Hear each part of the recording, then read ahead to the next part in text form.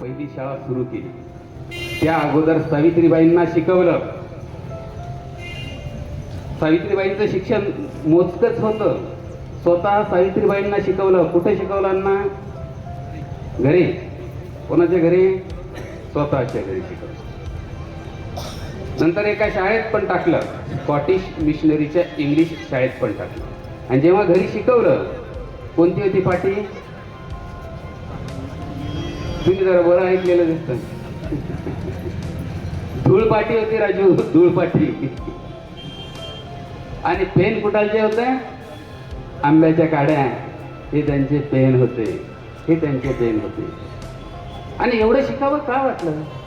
तुम्हाला सांगतो, वाचनात ती शक्ती आहे, वाचनात ती ताकद आहे, प्रचंड ताकद आहे वाचनामध्ये. एक मुलगा होता, तो 10वीला पास झाला, कमी मार्कानं पास झाला. भीमा नाव त्याचं. पण त्याच्या समाजातला तो सबंध महाराष्ट्रातला पहिला मुलगा होता. सत्कार ठेवला त्याचा. पुस्तक दिलं त्याच्या गुरुजींनी, कृष्णाजी अर्जुन केळुसकरांनी पुस्तक दिलं. पुस्तकाचं नाव होतं तथागत भगवान गौतम बुद्ध. आणि त्या पुस्तकाचा त्या मुलावर एवढा परिणाम, एवढा परिणाम, एवढा परिणाम झाला की त्या पुस्तकाच्या ताकदीतून तो भीमा महामानव डॉक्टर बाबासाहेब आंबेडकर ठरलेला आहे. आंबेडकर ठरलेला आहे. ही पुस्तकाची क्षमता. ज्योतिबा फुलेंना हे एक पुस्तक सापडलं. कुणाचं पुस्तक होतं? थॉमस पेनचं. पुस्तकाचं नाव होतं rights of man. Rights of man. प्रचंड प्रचंड प्रभाव पडला त्या पुस्तकाचा, प्रचंड प्रभाव. आणि तिथून ज्योतिराव हे महात्माकडं त्यांनी मार्गक्रमण केलेलं आहे. खूप मोठं काम आहे, खूप मोठं काम आहे. आता एवढं मोठं गाव आहे, एवढ्या मोठ्या गावातनं 2024 मध्ये एवढ्या स्त्रिया उपस्थित आहेत. म्हणजे मला तर आनंद वाटतोय की तुम्ही तरी उपस्थित आहात. तुम्ही म्हणाल कसला आनंद? आम्ही आमच्या पोरांचं कौतुक पाहायला आलो, बक्षीस मिळणार असेल म्हणून आलो. पण तुम्ही उपस्थित आहात. तेव्हाची 200 वर्षापूर्वीची परिस्थिती काय होती? भयानक परिस्थिती होती. कोणी शिकायला तयार नव्हतं. आणि ज्योतिरावांनी शिकवलं सावित्रीबाईंना. लोक काय म्हणायला लागले? टीका करायला लागलेत. ते म्हणायला लागलेत, फुलमाळ्याची बायको मास्तरीन झाली, कहर झाला धर्म बुडाला. फुलमाळ्याची बायको मास्तरीन झाली, कहर झाला धर्म बुडाला. बाई शिकवू लागली, मग मर्दाला मिशा कशाला हिची पाहिजे जिरवली. जिरवायला लोक तयार झाले. आणि लोक घराघरात सांगायचे की जे अक्षर आहेत ना, अक्षरा, ती बाई जी शिकली तर त्या अक्षरांच्या आळ्या होतात आणि नवऱ्याच्या ताटात पडतात. आणि बाई शिकली का पत्र लिहिते. कुणाला पत्र लिहिते? लवरला. प्रेमपत्र लिहिते. आपण तेच कामं केली का? माणसांनी शिकून अशा प्रकारच्या टीका टिप्पणी त्यांच्यावरती होत होत्या. परंतु ठरवलं म्हणजे काय? निशंक हे तोंड वाजविले. म्हणजे निशंक तुकारामांसारखं तोंड वाजवलेलं आहे. बाबासाहेबांनी तर मूक नायकवरती ही टॅगलाईनच लिहिलेली होती, काय करू आता धरून या भीड, निशंक हे तोंड वाजविले. नव्हे जगी कोणी मुक्यांचा गाणं, सार्थक लाजून नव्हे हित. ही तुकाराम महाराजांचा अभंग मूक नायकच्या पत्रावरती टॅगलाईन म्हणून लिहिलेला आहे. म्हणजे ही लाईन तुम्ही लक्षात घ्या. तर सावित्रीबाई शिकली. आणि शिक्षणामध्ये ती ताकद आहे, ती क्षमता आहे, सबंध ऐश्वर्य बदलवण्याची. आणि पहिली शाळा सुरू केली. मुलींना पहिली शाळा सुरू केली. कुठे सुरू केली? कोणत्या वाड्यात? भिडेवाड्यात सुरू केली. तारीख काय होती? मुलांना तुम्ही सांगा, तारीख काय होती? शाळा सुरू केली. अतुल गुरुजी आणखी लक्ष द्यावं लागेल व्याख्यानावर. 1 जानेवारी 1848 ला पहिली शाळा सुरू केली मुलींसाठी. विद्यार्थिनी किती होत्या? 6 विद्यार्थिनीमध्ये पहिली शाळा सुरू केली. सबंध भारतातली महात्मा ज्योतिराव फुले यांनी फक्त मुलींसाठीच पहिली शाळा सुरू केली नाही, तर अस्पृश्यांसाठी पहिली शाळा सुरू करणारा, मराठा समाजासाठी पहिली शाळा सुरू करणारा, रात्र दिवसा काम करणाऱ्यांसाठी रात्री पहिली शाळा सुरू करणारा, बाल हत्या प्रतिबंधक गृह सुरू करणारा, या सबंध हिंदुस्थान मधला एकमेव आद्य समाज सुधारक असेल तर तो आहे महात्मा ज्योतिराव फुले. महात्मा ज्योतिराव. ती शाळा सुरू केली. मुली आहेत 6. जना कर्डिले, सोनू पवार, दुर्गा देशमुख, सुमती मोकाशी, माधवी थत्ते, अन्नपूर्णा जोशी. 6 पैकी जर आता आपण काय करतो, महात्मा फुले कोणाचे कोणाचे सांगा ना, काय फेकू राहिले. येथे उत्तर आहे सर्वांचं, नमन आहे. पण उत्तर येतं सगळीकडे, महात्मा फुले आहे माळ्यांचे. डॉक्टर बाबासाहेब आंबेडकर कुणांचे? दलितांचे. सर्वांचे राहू दे मनातल्या मनात थोडे. दलितांचे. छत्रपती शिवाजी महाराज कुणाचे? मराठ्यांचे. लोकशाहीर अण्णाभाऊ साठे त्यांचे. संत सुद्धा वाटून टाकलेत हो. जगनाडे महाराज घ्या, चोखामेळा घ्या, रविदास घ्या, सावतामाळी वाटून टाकलेत ना.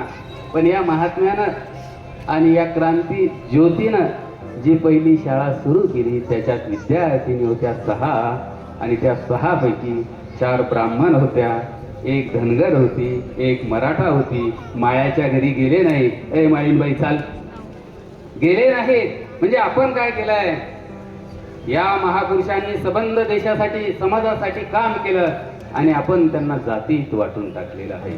पण मला येथे अंधारीकरांचं कौतुक करायचं आहे की सर्व जाती धर्माचे लोक एकोप्यानं आणि एकजुटीनं फुलेंची जयंती या ठिकाणी साजरी करतात. कारण अनेकता में एकता हमारी शान है. अनेकता में एकता हमारी शान है. इसलिए मेरा भारत महान है, महान है, महान. हे जीन्स आहे, हे जनुक आहे, हे अशाच पद्धतीने करावं लागणार. याला पर्याय नाही. महात्मा फुलेंनी शाळा काढली पहिली 1 जानेवारी 1848 आणि शेवटची 1853. शाळा काढल्यात 18. विरोध कुणी केला? विशिष्ट समाजानं. पण त्याच विशिष्ट समाजाची मदत घेऊन महात्मा फुलेंनी मुलांना शिकवलेलं आहे. त्यांचीच मदत घेऊन महात्मा फुलेंनी मुलांना शिकवलेलं आहे. हा एक मोठी गोष्ट आहे. पण मी जेव्हा पुण्याचा विचार करतो ना तेव्हा मला 4 वास्तू आठवतात. एक तात्यासाहेब भिडेंचा वाडा, एक महात्मा फुलेंचा वाडा, एक हौद जो फुलेंनी अस्पृश्यांसाठी खुला करून दिला आणि आणखी एक दुसरा हौद आहे. त्या हौदाचं नाव आहे बाहुलीचा हौद. बाहुलीचा हौद. त्याची गोष्ट अशी की बाहुली म्हणजेच काशीबाई ही डॉक्टर विश्राम गोलेंची मुलगी होती. डॉक्टर विश्राम गोले कोण तर 1857च्या लढ्यात ज्यांनी भारतीय जखमी सैनिकांवरती उपचार केले होते, महात्मा फुलेंच्या शेवटच्या काळात त्यांच्यावरती उपचार केले होते, ते डॉक्टर विश्राम घोले. महात्मा फुलेंच्या आणि सावित्रीच्या विचारानं ते प्रभावित होते आणि त्यांनी स्वतःच्या मुलीला शाळेत टाकलं. सावित्रीबाईंच्या शाळेत टाकलं. नातेवाईकांचा विरोध झाला, काढून घ्या म्हणाले. विश्राम घोले म्हणाले नाही. काही नातेवाईकांनी कट रचला, घरी आले आणि त्या काशीबाईला म्हणजे त्या बाहुलीला एक लाडू खायला दिला आणि त्या लाडूमध्ये कासा ज्या आहेत त्या कासाचा भुगा करून दिला. तो लाडू त्या बाहुलीनं खाल्ला. कासा आत गेल्यात, रक्तस्राव झाला आणि बाहुलीचा शेवट झाला. म्हणजे स्त्री शिक्षणासाठी पहिली ही जी बाहुली आली ना, आता तन्वी जी बाहुली या ठिकाणी आली, इथे तिने डरकाळी फोडली, ती त्या बाहुलीच्या योगदानातून, बाहुलीच्या हुतात्म्यातून. पण विश्राम घोले डगमगले नाहीत. त्यांनी दुसरी मुलगी गंगूबाई सुद्धा तिथे शाळेत टाकली आणि त्या काशीबाईच्या नावाने एक हौद बांधला. त्या हौदाला नाव दिलं बाहुलीचा हौद. तेथे तिची प्रतिकृती, एक कारंजी आणि एक कोनशिला बसवली. आता रस्ता रुंदीकरणामध्ये ती गेली पण काही हौद बाकी आहेत. मला काय म्हणायचं, हे 2 हौद पुण्यातले आणि हे 2 वाडे रोज कंथात कंथात विवळतात, ते विवळतात. त्यांचा आत्मा आक्रोश करतो, त्याने मी या पुण्यासाठी, महाराष्ट्रासाठी, भारतासाठी काय काय केलं. पण आपण नमन करतो दगडूशेठ हलवाईच्या गणपतीला, करा, वंदन आहे, हरकत नाही. पण जेव्हा आपण ते वंदन करतो, आपल्या पाठीमागं असतो तो तात्यासाहेब भिडेंचा वाडा, जेथे पहिली मुलींची शाळा या महात्म्यानं सुरू केली. साधं पाहत सुद्धा नाही आपण त्याच्याकडे. दुसरा आहे फुलेंचा वाडा, त्या फुलेंच्या वाड्याकडेही आपण जात नाही. हाकेच्या अंतरावर आहेत, अगदी तेथेच आहेत. म्हणजे हे 2 हौद आणि 2 वाडे रोज विवळतात. पण कुठं कुठं जेव्हा फुलेंच्या जयंतीनिमित्त एखादा व्याख्यानाचा, एखादा भाषणाचा, एखाद्या पुरस्काराचा, एखाद्या शाबासकीचा, अंधारीकरांसारखा कार्यक्रम होतो, तेव्हा त्या आत्म्याला कुठेतरी शांती वाटते, कुठेतरी शांती वाटते. म्हणून अशा प्रकारचे कार्यक्रम गरजेचे आहेत की जे तिथून सुरू झालेले आहेत. फार मोठं काम केलं हो या महात्म्यानं, फार मोठं.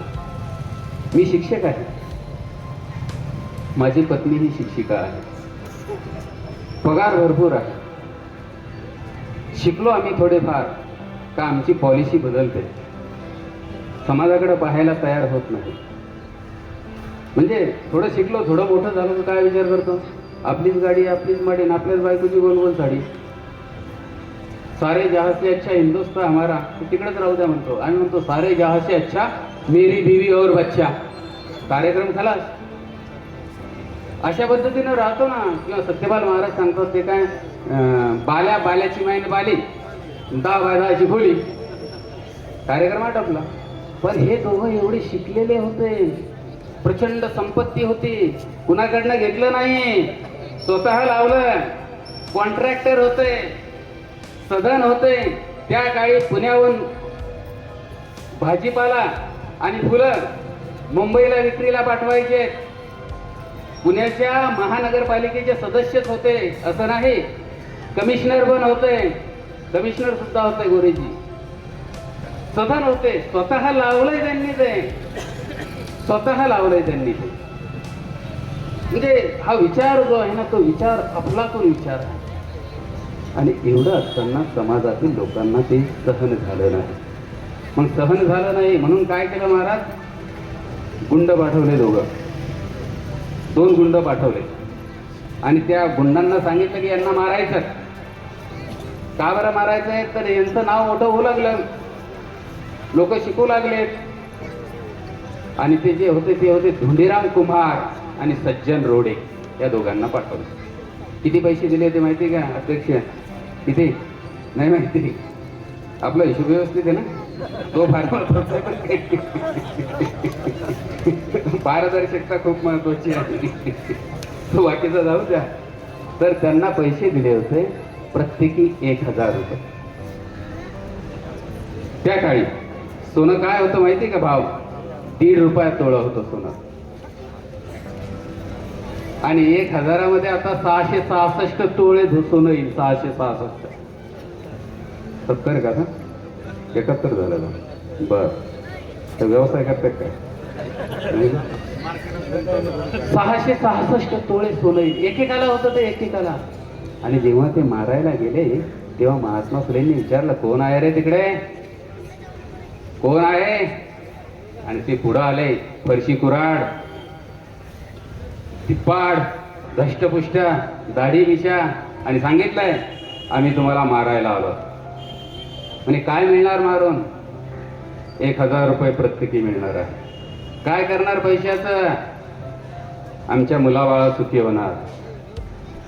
तत्क्षणी महात्मा फुलेंनी डोकं पुढं केलं आणि म्हणाले मारा. ते परेशान झाले, मारा. मग फुले त्यांना म्हणाले की अरे आयुष्यभर सर्वसामान्यांच्या, दलितांच्या, अस्पृश्यांच्या, बहुजनांच्या, पोरांच्या कल्याणासाठी काम केलं. जिवंत असतानाही तेच केलं, आणि मेल्यानंतरही तुमचं भलं होत असेल तर अवश्य मारा.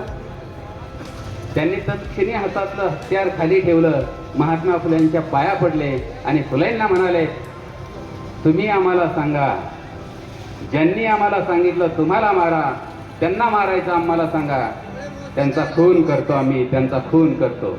परंतु खून करतो म्हटल्यानंतर फुले म्हणाले, नाही नाही, मी माझ्या विचारातून, मी माझ्या कर्तृत्वातून त्यांचा खून करणार आहे. आणि म्हणून खून त्यांनी तो करू दिला नाही. आणि एवढंच नाही तर विशेष काय आहे बघा, हे जे दोघे आहेत, हे दोघांपैकी एक एवढा विद्वान झाला की त्याने महात्मा फुलेंसारखा वेदाचार नावाचा ग्रंथ लिहिला. आणि दुसरा स्वतः डायरेक्ट काय झाला तर तो अंगरक्षक झालेला आहे, महात्मा फुलेंचा अंगरक्षक झालेला आहे. म्हणजे या पद्धतीनं महात्मा फुलेंचं कार्य आणि कर्तृत्व, नेतृत्व आणि दातृत्व या ठिकाणी आपल्या लक्षात यायला पाहिजे. मोठं काम आहे महात्मा फुलेंचं, खूपच मोठं.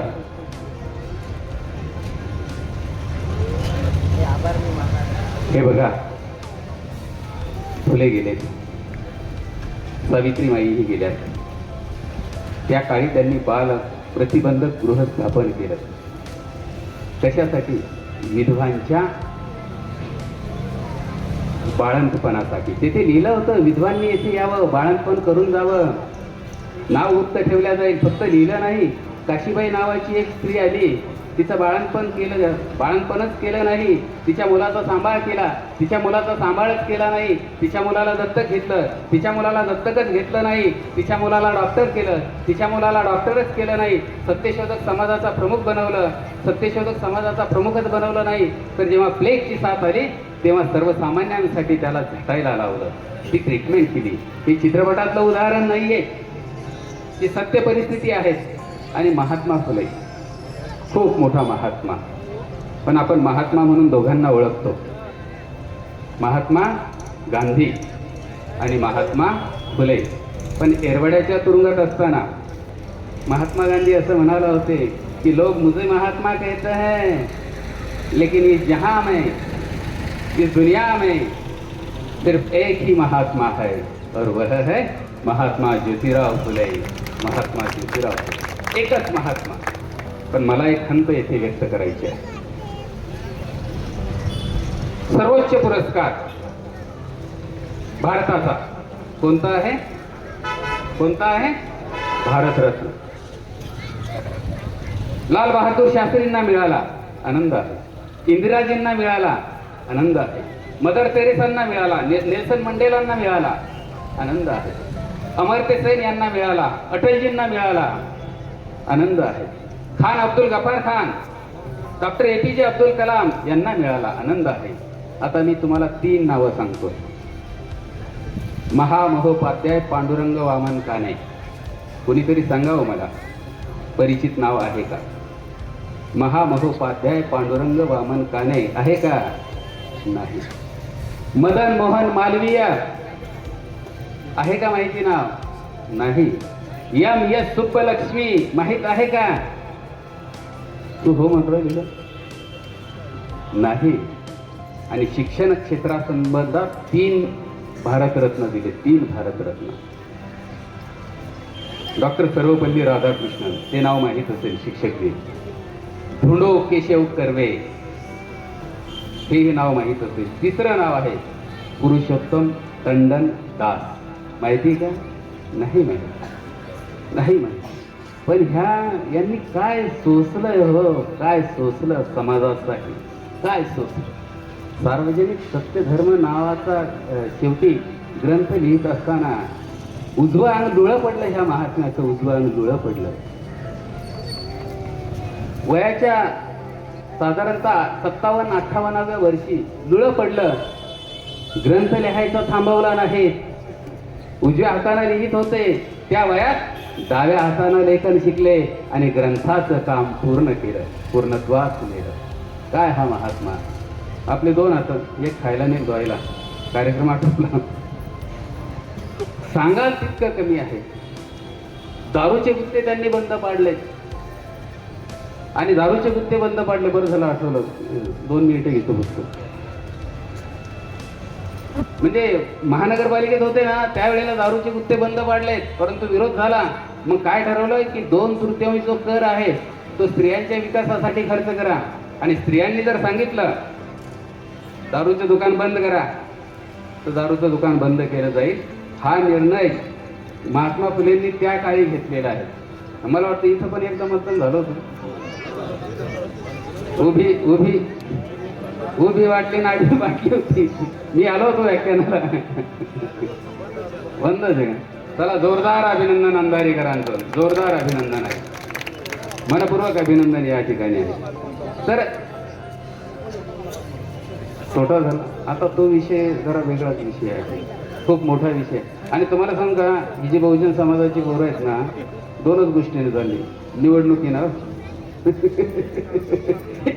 निवडणुकीनं, कारण स्थानिक स्वराज्य संस्थेच्या निवडणूक झाल्या 5 वर्ष वाट पाहतो. याची लावायचीच पाठ, दुसरं डोक्यात राहतच नाही काही. ते एक आणि दुसरं ही दारू, दुसरं दारू यांनी वाट लागलेली आहे, वाट. त्याच्यामुळे वाट पाहत बसू नका, वाट लागेल. यांनी ती बंद केली, स्वतः महात्मा फुलेंनी ती बंद केलेली आहे. तो विषय माझा नाही, फक्त एवढंच सांगतो की हे महापुरुष झिजलेत, आपल्यासाठी झिजलेत. खूप मोठं काम यांनी केलेलं आहे. म्हणून शेवटी फक्त एवढंच म्हणतोय, करुणी देहाचे चंदन झिजविलेस तुम्ही कनकन, करुणी देहाचे चंदन झिजविलेस तुम्ही कनकन. महात्मा ज्योतिराव फुले आणि सावित्रीबाई फुले, तुम्हा माझे शतशः वंदन, शतशः वंदन. धन्यवाद. ऐकून घेतलं, मनपूर्वक धन्यवाद.